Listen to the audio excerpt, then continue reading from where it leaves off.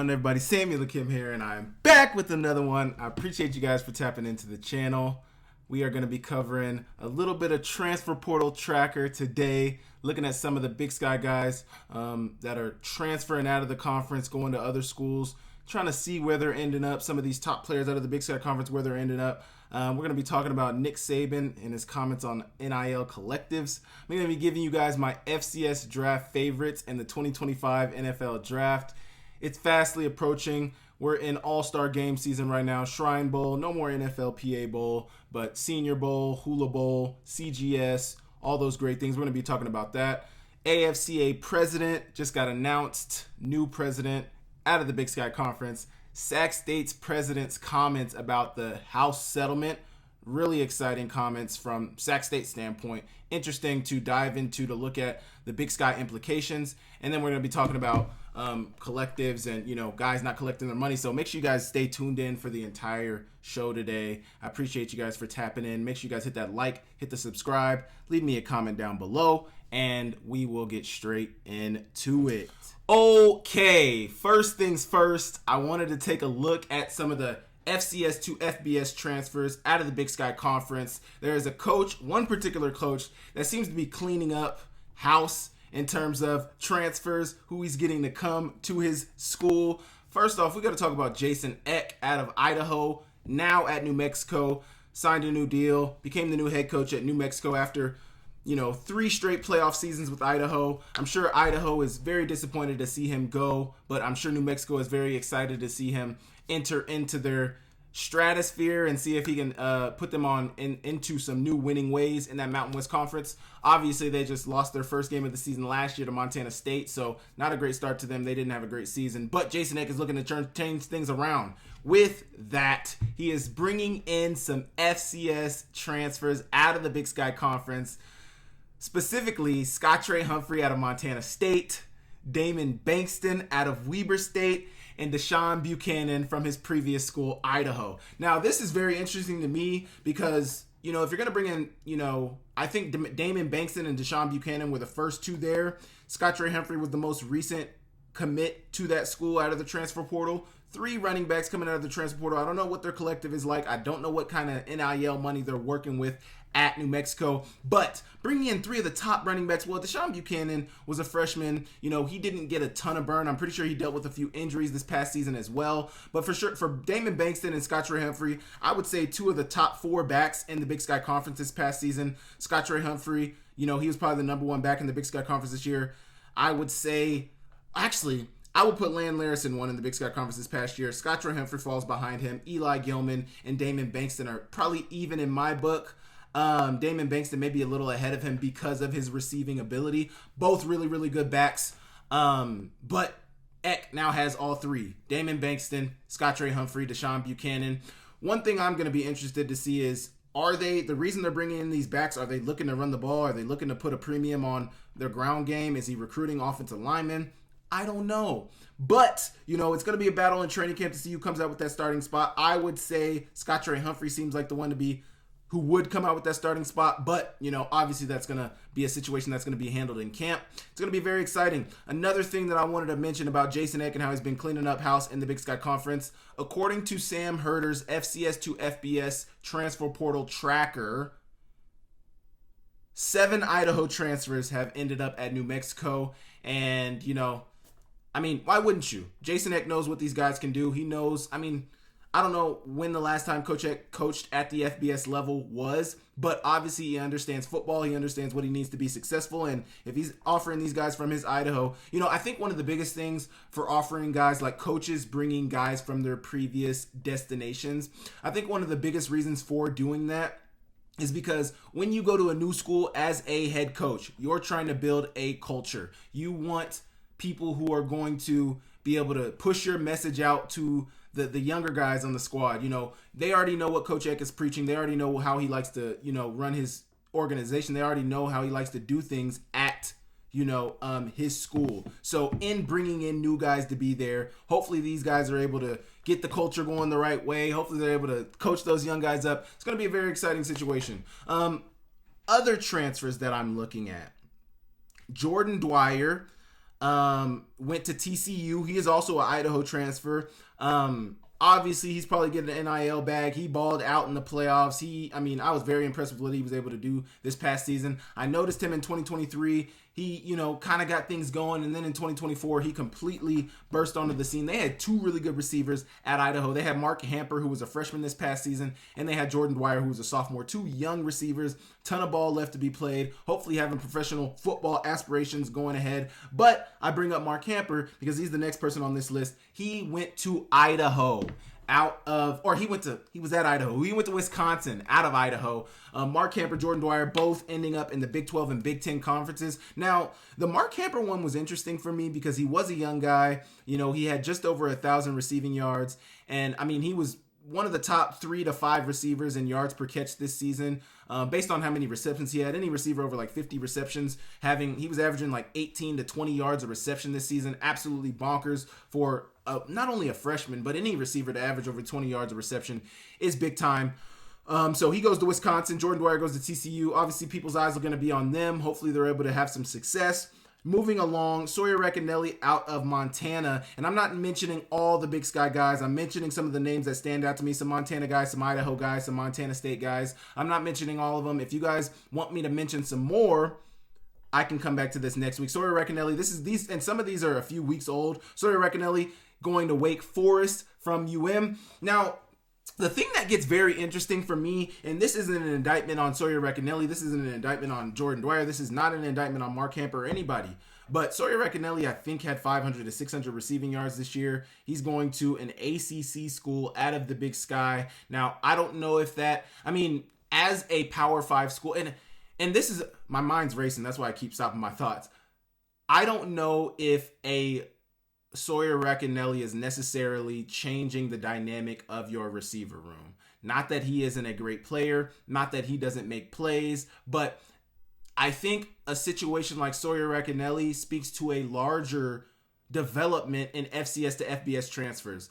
It's not that Sawyer Racanelli can't be a starter. It's not that he won't be a starter. He went to Washington out of high school, so he is a Power 4 receiver. Obviously, recruiters and people who were recruiting him out of high school saw that he had the talent, and he's made his way back there. Congratulations to him. I know he dealt with an ACL injury, so he deserves to be where he is. But I think with a situation like Sawyer Racanelli, or maybe even a Mark Hamper going to Wisconsin, a lot of times these guys are getting these, it's a projection pick. If he pans out, good for us.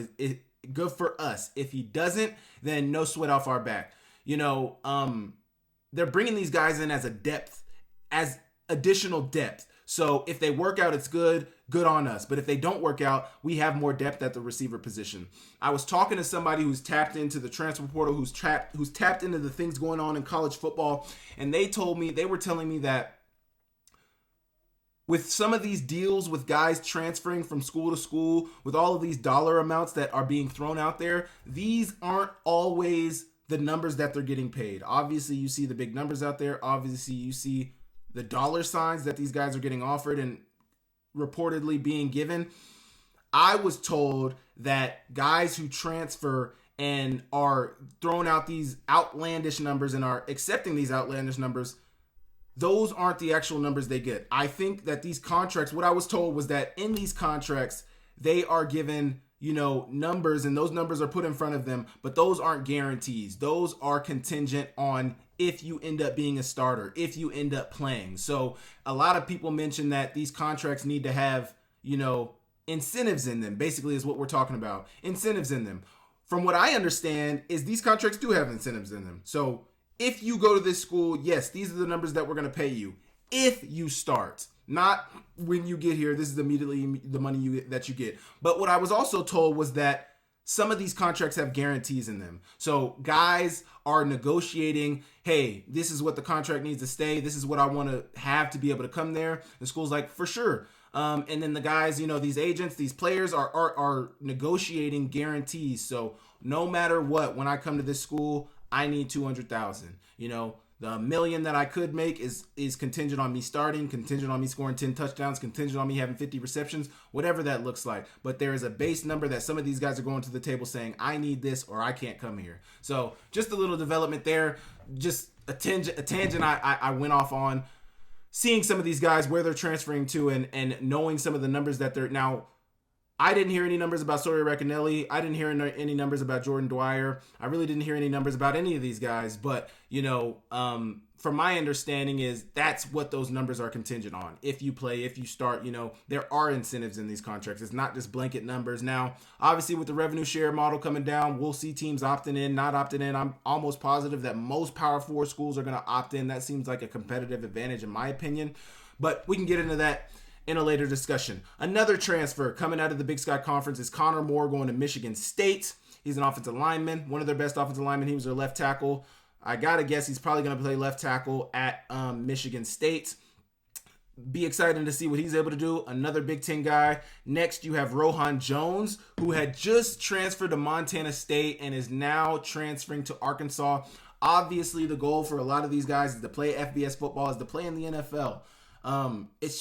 It just speaks to what the transfer portal is. I was literally thinking about this before I pressed record on OBS just now. You look at Rohan Jones. Rohan Jones was at Maine last year. Maine is a lower tier CAA team. He transferred to Montana State, which is a top tier FCS school and top tier Big Sky school. They won the Big Sky this year. They went to the national championship and ended up being runner-ups. Rohan Jones was a first-team all-conference player, had an amazing season. He just transferred from Maine, another FCS school, to Montana State. From Maine to Montana State, FCS to FCS. Now he's going from FCS to FBS. It just seems like there's just unlimited transfers. These guys can go wherever they want, whenever they want, and move up. Go get that money. Go get the recognition. Go play on national television. But it's just crazy to see a guy go from one school, another school, next school, and it's not like this guy's running from anything. He played the whole season. He was a little injured towards the back end of the season, but these guys did what they did. He did what he could. Now he's going to Arkansas to play in the SEC. Congrats to him. But it sucks for a team like Montana State. It sucks for a team like Maine. Not so sure why it didn't work out at Maine. Not so sure why they couldn't keep him at Montana State. But, it's these numbers, man. The numbers these guys are getting thrown out there, that these guys are getting promised is astronomical. Some of these guys may not ever make money like that in their career. They may not ever make it to the NFL. So they got to jump on these dollars. We're not going to get into that. Another transfer, Ronald Jones goes to Old Dominion. Now, I put DB on here. I don't know if he would play cornerback at Old Dominion or safety. I know he was a safety before coming to Montana. And this is another guy. FBS, FCS, back to FBS. He started at Akron, came to Montana, went to a national championship in 2023. 2024, I think he kind of got picked on a little bit at the corner position because he was playing safety the year before. This year played corner, got a little beat up. Don't fully understand, if he's going to play safety or corner at Old Dominion, but I know he's back at the FBS. So another similar Rohan Jones situation. Another one. We got Riley Wilson from Montana to Arizona. Another FBS, FCS, back to FBS. This is just a recurring thing. He goes to Hawaii. For some reason, it doesn't work out. They don't win a ton. They're not a great school. It's very far. He's from Texas going to Hawaii. He goes to Montana. I feel like Montana fits his needs, fits what he can do as a player. He balls out for 2 seasons. He's going back. And I think also this speaks to another thing that we start to see in college football. These guys transferring as freshmen and sophomores. Riley Wilson was a junior this year, so he's got 1 year left. Rohan Jones, I'm sure, probably has 1 year left. I think Sawyer Recanelli has 1 year left. Mark Hamper, Jordan Dwyer. Jordan Dwyer has 2 years left. Mark Hamper from Idaho at Wisconsin now has 3 years left. He was a freshman. So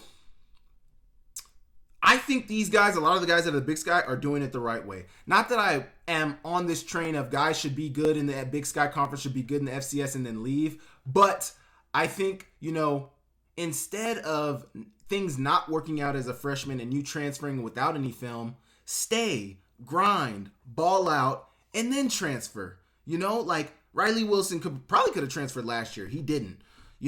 Ronald Jones Jr., obviously he had a better year this year than he did last year. He played more this year than he did last year, but he transferred. I think Mark Hamper and Jordan Dwyer are 2 perfect examples of this. 2 really young players out of the Big Sky Conference. Didn't leave. I think Mark Hamper might have been a redshirt freshman, and I think Jordan Dwyer might have been a true sophomore. I'm not sure what their full, redshirt or true, but young guys balling out and then transferring instead of not playing, being disgruntled. Oh, the coach doesn't like me. I can't get on the field. I'm just going to transfer. Well, now you have no film. You're probably going to go down a level. So, I like the way some of these guys are doing it, even though it's a kind of messed up system for coaches in general.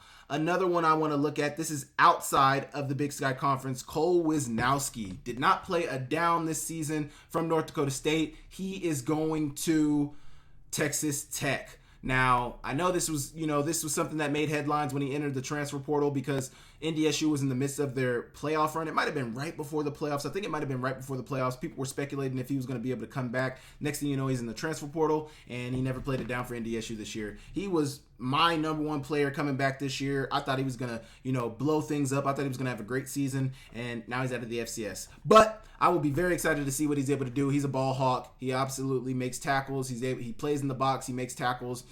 Being a former linebacker, he knows how to make tackles, but also he's a ball hawk, goes and gets the ball, led the FCS in interceptions in 2023, so exciting. Last Big Sky player, this was probably one of the earliest transfer portal guys, Alex McLaughlin to Washington out of NAU.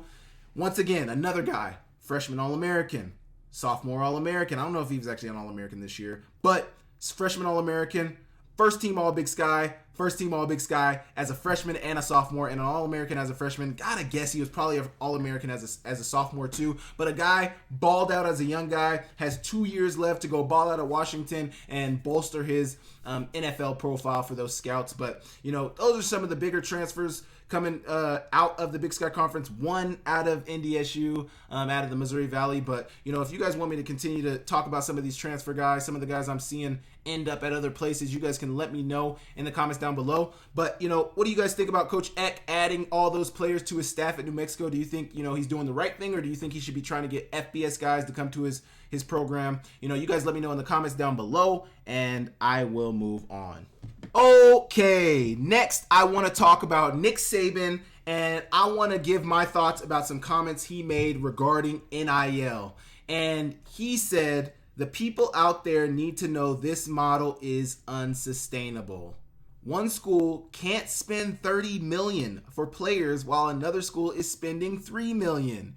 It's not fair, and it's never going to be fair. And, I mean, he recently was on the Pivot podcast. He recently mentioned, if you haven't watched that, go watch it. Great interview. Nick Saban's a great watch. I mean, he's always going to give you good quotes. He's always going to, be in coach mode. He's going to get you ready to run through a wall. I mean, I love listening to Coach Nick Saban talk. On that interview, he mentioned that despite people mentioning that he gave up college coaching, not even gave up, but ended up retiring out of college coaching because of the NIL and transfer portal and the way things are now, he said that wasn't it. He mentioned that wasn't, why he retired. He talked about how the work ethic that he has, the attention to detail that he has, just the way he is as a coach, the way he is as a person, the way he runs his organization, it was starting to run him. It was starting to make him exhausted. It was starting to wear him out.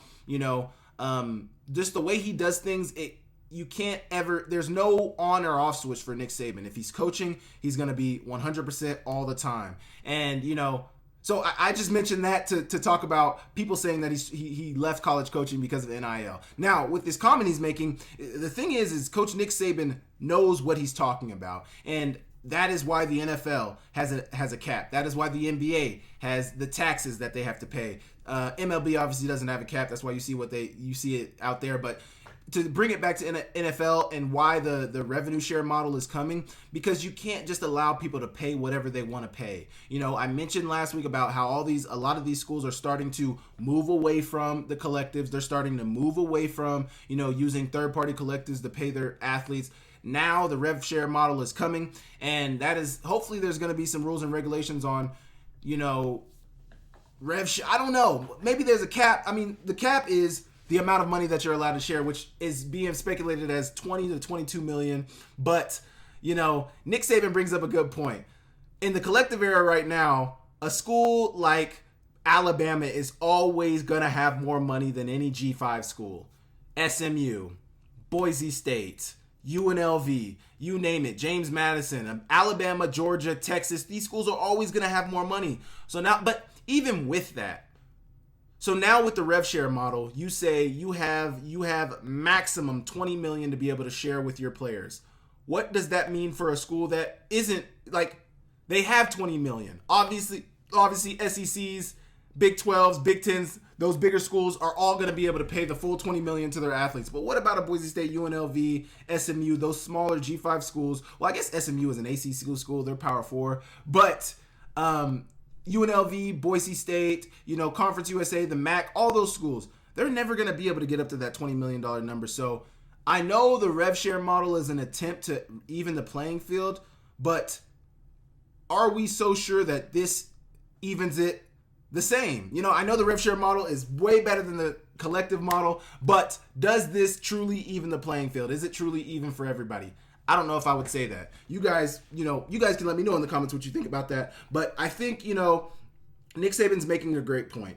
$30 million for players while another school is spending $3 million. I mean, it's never going to work out. And I know they're trying to see, this is why the NCAA needed to make rules ahead of time. This is why they needed to attack this. The NCAA just kept trying to run away, not address the elephant in the room, till eventually the lawmaker stepped in and said, we are going to address the elephant in the room for you. That led the NCAA to be caught with their pants around their ankles, and now they have no idea what's going on. They have no rules and regulations in place. There's free transfers everywhere. It's just a messed up system. It's just a very messed up system, but it is a good system. Like, players being paid in any matter is good, in my opinion, over players not being paid. The NIL model that we have now is better than whatever we had before because players are getting their fair share.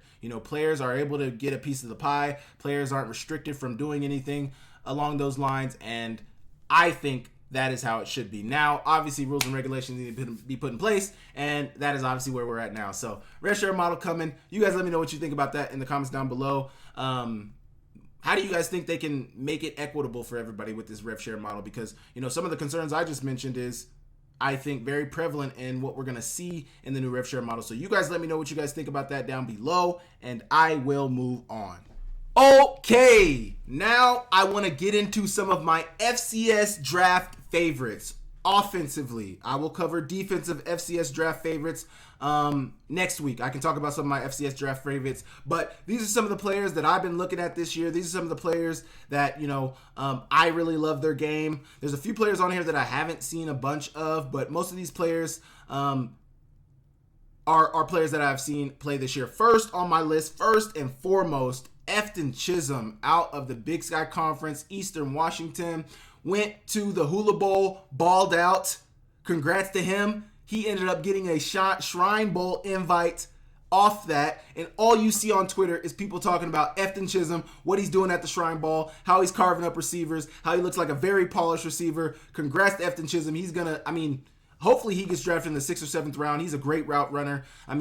A lot of people are comparing him to Cooper Kupp. He runs good routes. He's got really good hands. He has attention to detail. He works his tail off. I didn't even play with this guy, but I just know from the outside looking in, I know a hard worker when I see one. I know how the way his coaches talk about him. I know how the way his teammates talk about him. Efton Chisholm, my number one player coming out of the FCS this year. He is going to have an amazing career in the NFL, and, hopefully I can get him on the channel soon. But my number one player, one of my favorite, obviously he's a receiver. I was a receiver. I love watching good receiver play.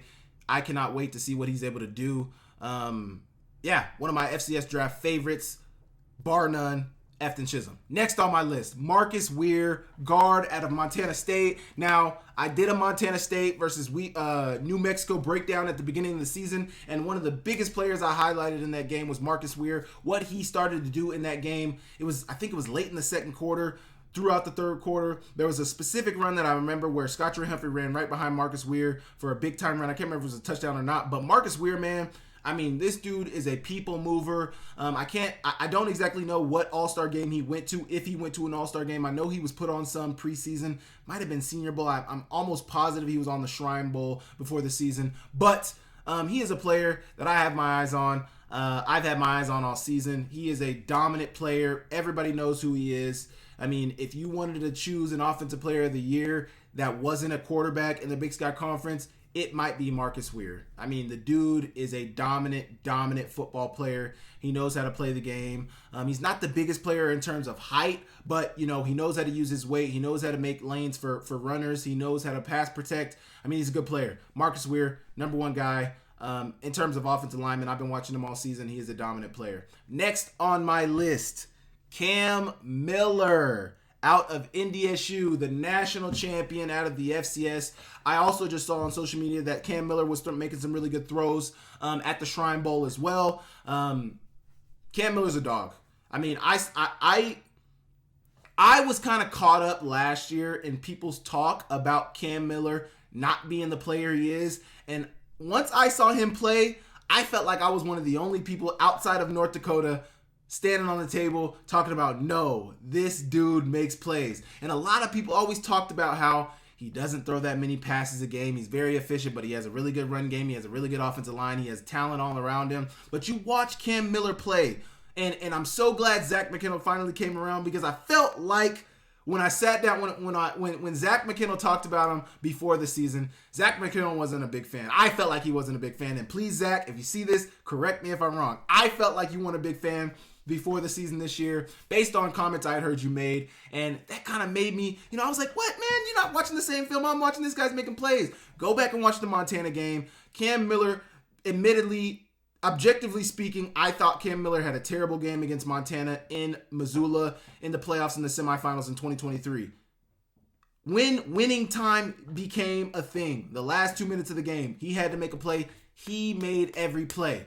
Go watch the Montana State game. The Montana State game, the national championship. He made every play. Go watch the South Dakota State game. He made every play. I mean, when the time comes for Cam Miller, even go watch the South Dakota game, last game of the season that they lost. He made the plays. The defense was on the field. He wasn't on the field. He didn't get an opportunity to get them to win. So, I mean, Cam Miller, I'm a big fan. He's a very accurate player. He's not going to put the ball in harm's way. He doesn't turn the ball over a ton. I don't know if he's a guy who's going to get drafted. He's not super tall. I think he's like 6'1", 6 foot maybe, but he's accurate. And that is one of the biggest things with NFL quarterbacks, is being accurate, being able to make plays, being able to make changes at the line, seeing what you're seeing and trusting what you're seeing, and being able to trust your eyes and make the throws. I think Cam Miller does all of that at a very, very high level. So I'm very excited about Cam Miller. That's one of my favorites in this draft coming out of the FCS. Another player, I saw him last year. I didn't watch him at all this year. Out of Delaware, Marcus Yarns. I saw that he got invited to the Senior Bowl, which is super big. I know the guys at the Senior Bowl always try to find a few small school guys that they can add to the roster. One I think of is Kyle Duggar, who's now at Pennsylvania, or not at Pennsylvania, but he's now with the Patriots, out of Lenore-Rhyne is, I believe, where he came from. Derek Young, I think, was another one out of Lenore-Rhyne that I think was also at the Senior Bowl. They always try to grab a few small school guys, and it usually turns out pretty well for them. So Marcus Yarns, not the biggest back in terms of weight, really skinny guy, but very agile, good catcher out of the backfield, and has good speed. I don't know if he's a between the tackles runner, but I think a lot of people would be looking at him for a third down back, somebody who can make plays out of the backfield, somebody who can make things happen with their legs, catch the ball out of the backfield. We bring you in at third down, and you go make things happen. Marcus Yarns, I saw him last year. It was a snow game. They're coming from Delaware. I don't think they've played in the snow a ton at Delaware. He made one play that kind of, had me tapped in with him. He made a good run around the end. It was an end around run. He made a bunch of yards. He got ran down a little bit, but really great player, Marcus Yarns. Next is Gray Zabel, offensive lineman out of North Dakota State. I have not watched a ton of him, but I've heard his name in a lot of draft circles this year. The commentators, every time you watch an NDSU game, are talking about him. Obviously, scouts are looking at him.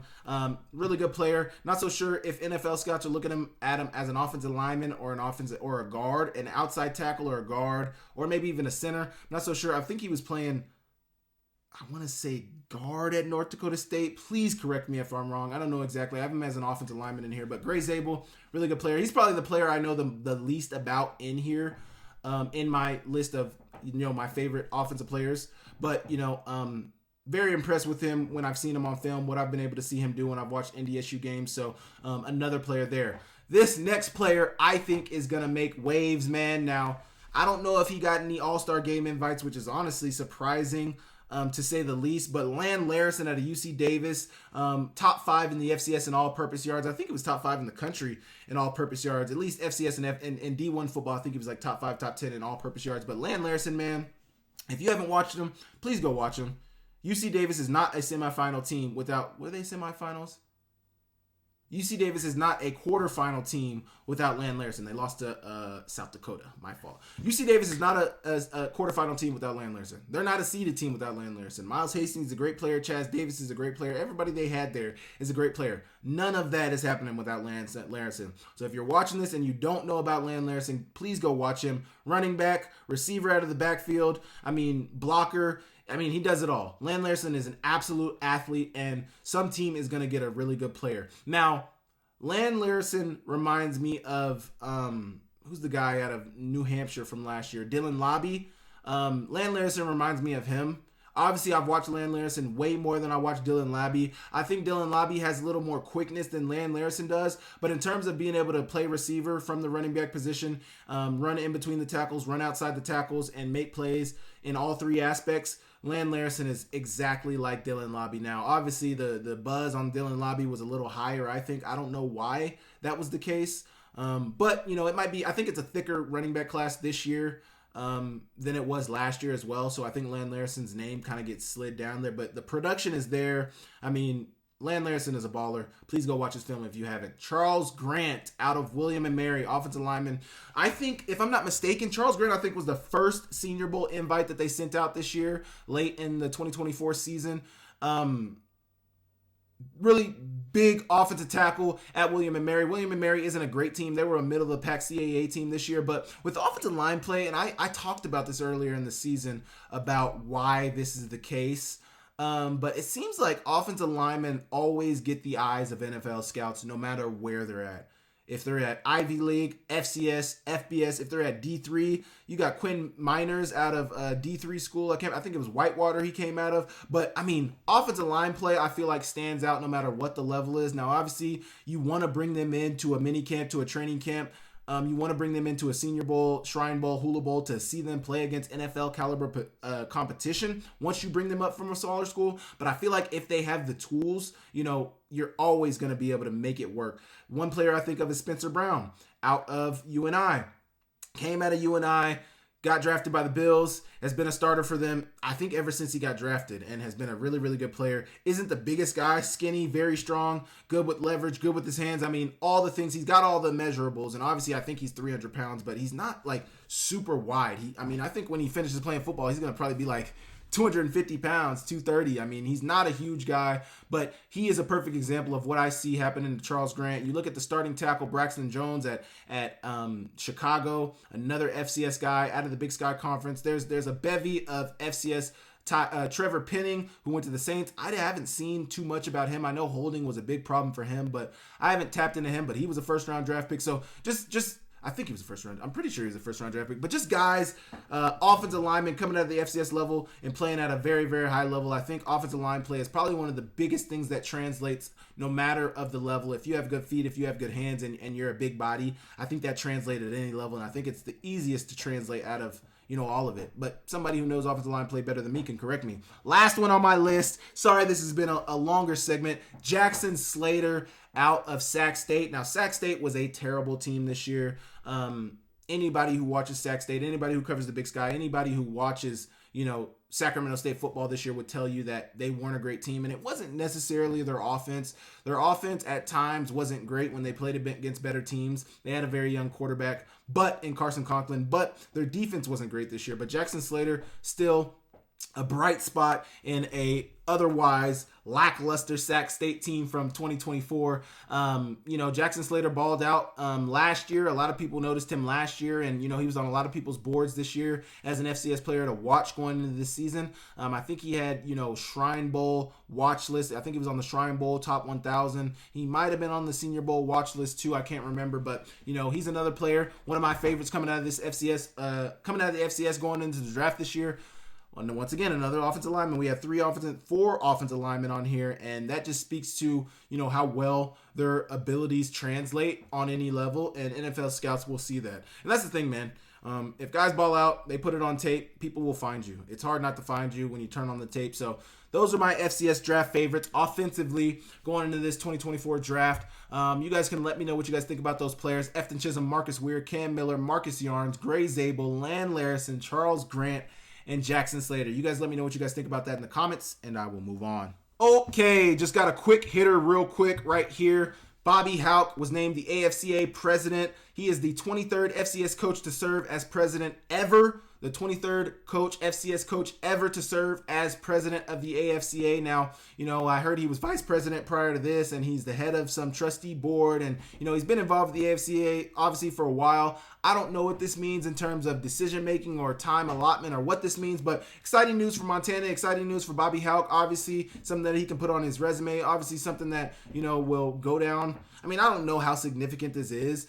They were talking about some of the people, the previous president. It seems like they were D2, D3 head coaches. I don't know where they're coming from, but the AFCA obviously has a poll that they do. I believe they do a poll. I'm pretty sure they do an AFCA coaches poll. And, obviously, I'm sure they probably make decisions about, all-state player of the year and all that stuff. I don't know exactly what the AFCA is. You guys can let me know down below. Maybe that's on me not knowing what the AFCA actually does.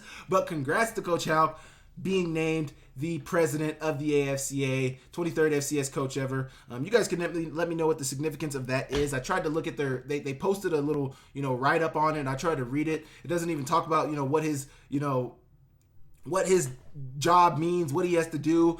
So maybe that'll take some more research for me. But congrats to Coach Hauck, 23rd FCS coach being named as the AFCA president. Congrats. You guys let me know what you think about that in the comments, and I will move on. Okay, 2 more topics to go today.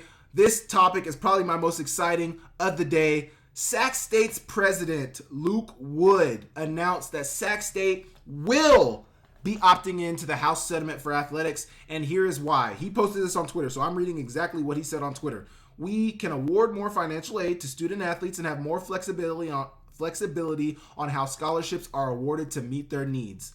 We would have the ability to bring NIL in-house. Student athletes deserve revenue sharing, and we are a believer in NIL. Lastly, we see it as a recruiting advantage and having less exposure for the university. Now, I think the first thing that went to my head when I saw this is I think it automatically guarantees that they are going to the Pac-12 or probably not the Mountain West. I think it's for sure the Pac-12, but the reason I keep talking about this is because we haven't heard anything. It's been like 2 weeks since Luke Wood made his comment about them going FBS, and everybody's just waiting on the edge of their seat. When are you guys going FBS? You said you guys will be FBS very soon. We are all waiting. I think all the signs are leading to that. Now, everybody assumes Pac-12, and I assume Pac-12, but is that the case? Are they going Pac-12? We need to know, Luke. Let us know.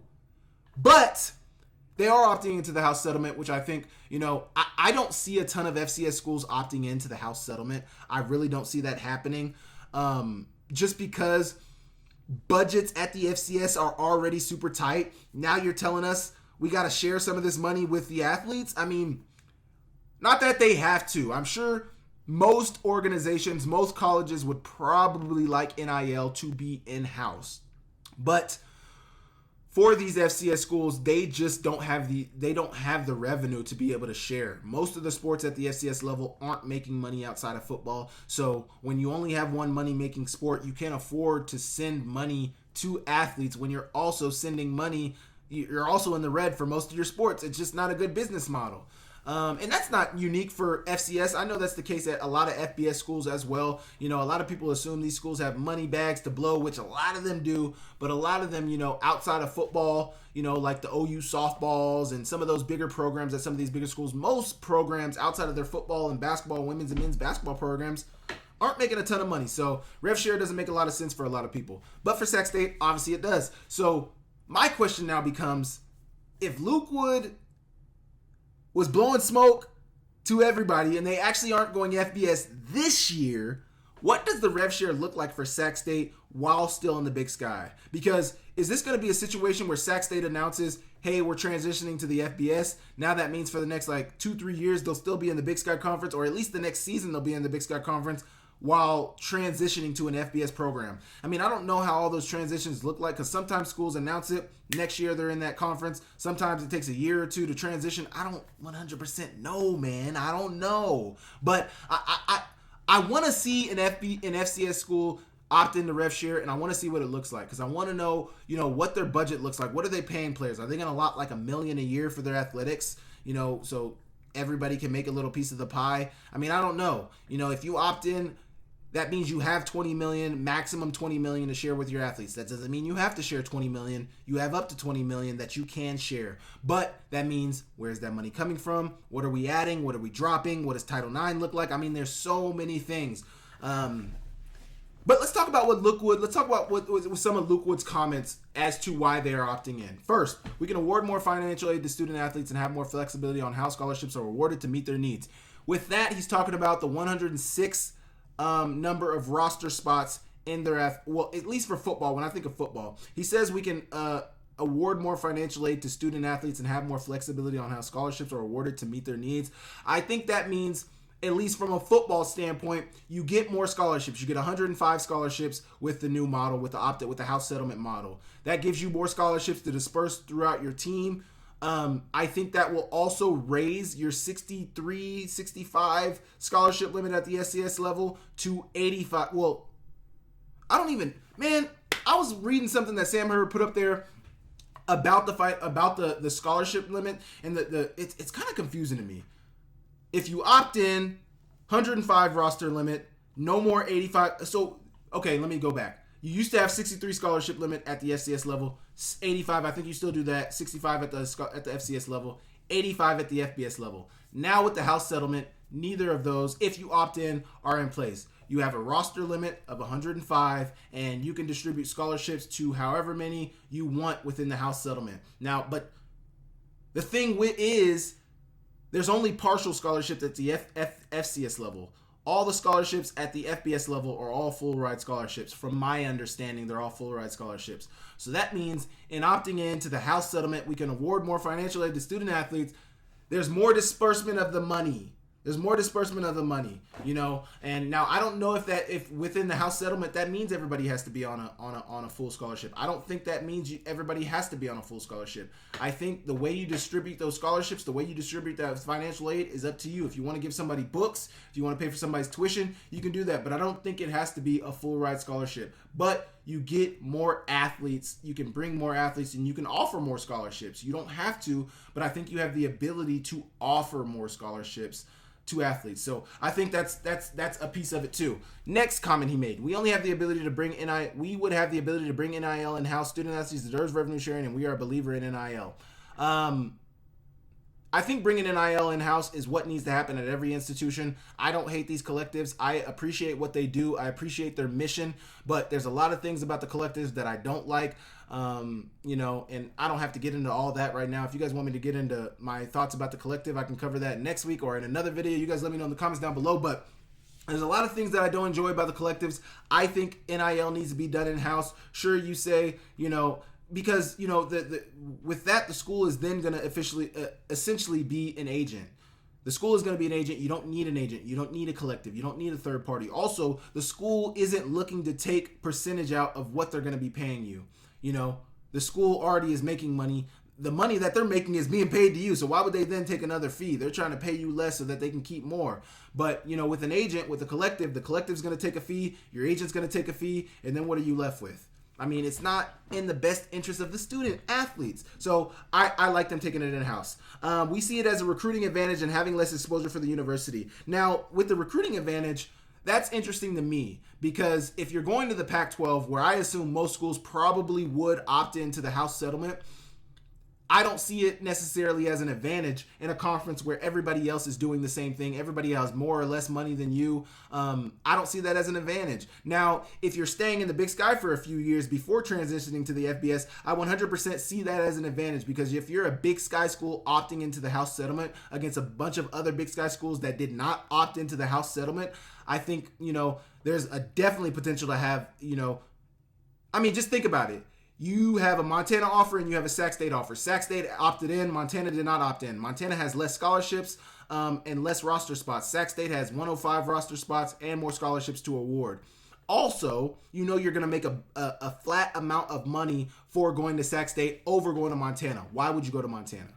I think that is one of the biggest arguments for why schools like a Montana State, Sac State, UC Davis, Idaho, out of the Big Sky would want to opt into the house settlement. Now, like I mentioned, a lot of athletic departments can't manage that. So that's why it is the way it is. But when he speaks on the recruiting advantage, that makes me think that they might be staying in the Big Sky because, how is it a recruiting advantage for other schools that are doing the same thing? I don't see that. You guys can let me know in the comments what you guys think about Luke Wood, his comments about them opting into the House settlement, and his comments a few weeks ago about him, saying that they're going to be FBS. I think a lot of people are waiting to see that announcement, seeing what it is. So you guys let me know in the comments what you guys think about all that, and I will move on. Okay, lastly, I want to read a statement from a football player, and he's speaking on the Diego Pavia settlement situation, whatever that Diego Pavia out of Vanderbilt. If you guys aren't aware, Diego Pavia, former JUCO guy, now a quarterback at Vanderbilt, went to the NCAA and sued them, saying it was unfair for him not to be able to have extra years of eligibility when he only played JUCO. He didn't play FBS football. He didn't play FCS football. He didn't play, Division I, Division II, Division III football. His clock shouldn't have started, and he won. Now, a bunch of other JUCO players were told or assumed or were under the understanding that they would also get another year. I think a lot of people are finding out that that is not the case, and I'm going to read a statement, so please hang in there with me while I read it. It's a little lengthy, but I want to read the statement, and then I'll give my thoughts afterward. I have just been made aware that the NCAA ruling allowing junior college athletes an extra year of eligibility to participate in the 2025 season will not apply to athletes who are given an additional year of eligibility due to COVID this past season. I think a lot of people want that COVID year to be gone. That does not surprise me. Me and many junior college athletes who had previously been told we would be able to participate in this upcoming season due to the new junior college ruling have already transferred schools and declined both athletic and non-athletic opportunities in order to prepare. So he's touching on the fact that we were told we would be given another year. All of us put all of our eggs in that new year basket, hoping and understanding that we would get another year and continue to train, continue to put off finding a career, put off jobs, put off GA opportunities in order to chase college football further. So many athletes out there were excited for this opportunity just to be let down last minute after sacrificing so much to play. The fact that we were able to enter the transfer portal, take visits, and commit to a school shows how misled COVID year junior college athletes were over the past few weeks. Now, that's not the end of the statement. I just want to cut in here. I never saw anything about a COVID year. We already gave you, the COVID year was an extra year that you weren't promised in the first place. So why would you think that the JUCO rule applies to COVID? And maybe I'm misreading it. Maybe I'm misunderstanding what he's trying to say. But I don't think it applied to COVID years in the first place. This is directed at the NCAA and no one else. I appreciate the staff and players at all the programs I've attended and visited and wish everyone luck throughout this process and with the upcoming year. At the NCAA. He added the NCAA in the tweet, and obviously they didn't apply. But Charlie Baker, he's talking to you. He wants to hear from you. He needs to hear from you. Now, let me get into this. He mentioned the NCAA. He mentioned the extra year of eligibility as it pertains to the COVID year. I was never, even somebody who's not involved in this situation at all, I was never under the impression that guys would get another year who played COVID. I don't know how JUCO did their COVID year, and I don't know if JUCO players were given another year at JUCO during the COVID year, but the NCJAA and the NCAA, I don't know if they are synonymous with each other. I don't know if they 100% have to follow the same rules, and I think that's why Diego Pavia had to, send out that litigation to the NCAA to let them know that, hey, I'm going to be suing you and I want an extra year. I don't know. I don't know what JUCOs did over COVID to give an extra year, but it seems to me that he was a little misled. He maybe misunderstood the ruling, and it sucks. It's so funny too how the Twitter algorithm works, the X algorithm works, because I saw this tweet which was from Flavio Gonzalez, Mr. Gonzalez. If I'm pronouncing your first name wrong, I apologize. Flavio Gonzalez. It's from him. Oh, he tweeted something else. Oh, no. That was his first tweet when he mentioned that he was getting into the portal. Sorry, I'm getting off track. But after I saw Flavio's tweet, I saw another one directly underneath it talking about the exact same thing. A guy from a JUCO, COVID year. I was promised another year. I wasn't given another year. And I think for that reason, this is why memos need to be posted. This is why, write-ups need to be posted. This is why there needs to be some graphic or something talking about, hey, so yes, the Diego Pavia ruling went through, and JUCO players are now given an extra year or two of eligibility. Most likely, probably just a year for most guys, because you're not gonna go to a JUCO and leave before you. Just a year. Most guys are getting an extra year. Yes, Diego Pavia ruling went through. You guys get an extra year. But here are the stipulations of that. If you got a COVID year, that does not count for you. If you got this, does not count for you. If you played somewhere, if you did this, that doesn't count for you. If you were a drop down, because I think that was what the second thing was. It wasn't the exact thing as Mr. Gonzalez. It was that the player went FBS, went JUCO, back to FBS, and that is not the same. It has to be straight out of high school, JUCO. And I think I was actually just talking to somebody recently, Clifton McDowell. Interview coming with him very soon. Sat down with him. He recently tried to get this JUCO waiver, but he went FBS out of high school. Went FBS, went JUCO to Kilgore, and then went back FCS. If you you had to have started at a JUCO. You can't go FBS, JUCO, then FBS and get an extra year. It has to be straight JUCO at a high school. So there needs to definitely be some language posted about this JUCO rule, about what players can and can't do. It's creating some problems. Players are having false hope about their careers, and I know they wish they had a little bit more guidance. So you guys let me know in the comments what you guys think about this ruling, this JUCO ruling, these players getting misled. Do you think they're getting misled, or do you think they're misunderstanding? You guys let me know in the comments down below, and I will move on. Okay, I want to thank you guys for tapping into the channel this week. I appreciate you guys giving me some love and support. I thank you guys for supporting the channel. Looking at starting some more segments in my videos. So, segments that'll be repeat segments each week of, this is what we're talking about right now. Trending news, transfer tracker, so forth and such. I don't even know what I'm trying to say. That is what I'm looking at doing. So you guys let me know if there's certain segments that you guys would like me to do each week in the channel. Some things that you guys want me to have be recurring in the channel. You guys let me know in the comments down below. But draft season is upon us. Breakdown season is upon us. Player breakdown season is upon us. Interview season is upon us. A lot of FCS guys looking to get their name called or looking to get a phone call as a UDFA in the draft this year. It's going to be exciting things, man. Exciting things happening. I'm excited to see how all of it turns out. But more than anything, I appreciate you guys for supporting my channel. So thank you guys so much for supporting the channel. Thank you guys so much for showing me love. Make sure you guys hit the like, subscribe, leave me a comment down below. Tell a friend about me, share the videos, and I will catch you guys next time. See ya later.